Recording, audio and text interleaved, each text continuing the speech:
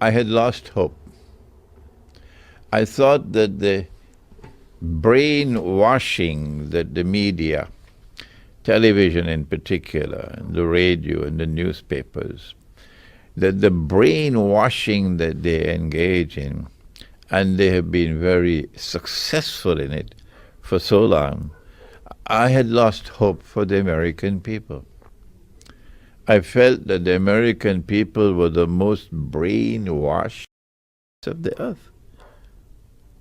And lo and behold, something just happened.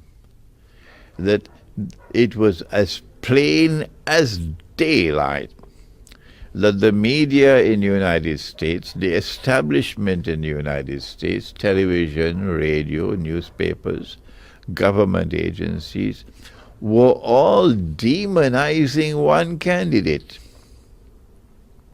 doing every single thing they could possibly do to make him look bad, so that public opinion would turn against him. And the other candidate, who I consider to be the candidate of war, because those who control power in the United States, in Britain, France, and Germany, in NATO, are, in my opinion, lusting for war with Russia and China, because Russia and China are not prepared to bend their knees in submission. And these people have an arrogance unprecedented in history that they want to rule the whole world. Everybody must bend down, bow down, and submit to them. But Russia says no.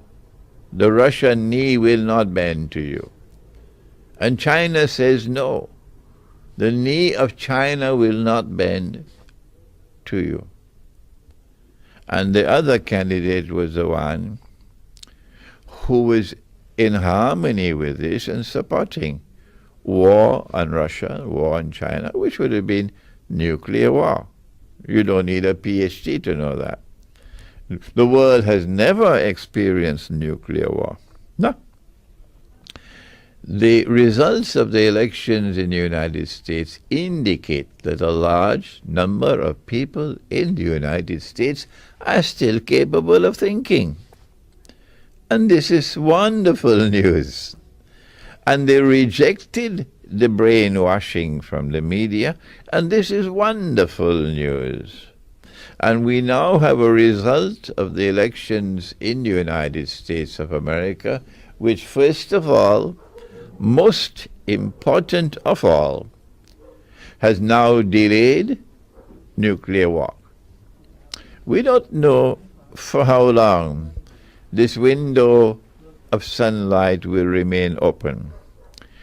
We don't know whether they will do to Trump what they did to John Kennedy. We don't know.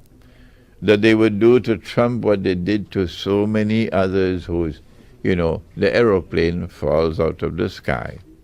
And that's the end of that story. We don't know whether Trump will suffer the fate of Hugo Chavez.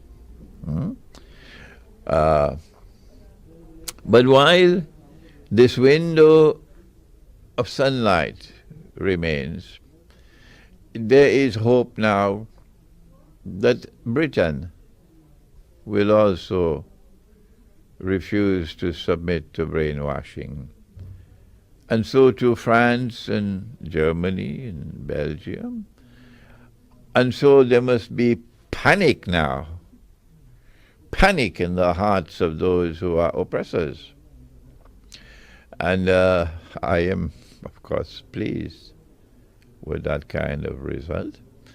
And at this time, when we have this window of sunlight, all those who are resisting oppression should also resist the demonization of Islam. I speak as an Islamic scholar. I have been in the field I'm now almost 75 years of age, and I have been blessed with a profile which is now fairly well recognized around the world, largely through the internet. And I speak for Islam to say that we are a religion like Christianity, like Judaism, authentic Christianity, authentic Judaism. We have zero tolerance for oppression. Unfortunately, they have installed governments all over the world of Islam who are in their pockets, the pockets of the oppressors, but not the people. And so my response to the election in the United States is that we now have a little time. Let's use this little time. We don't know how long it will last. Let's use this little time to reach out to each other and come together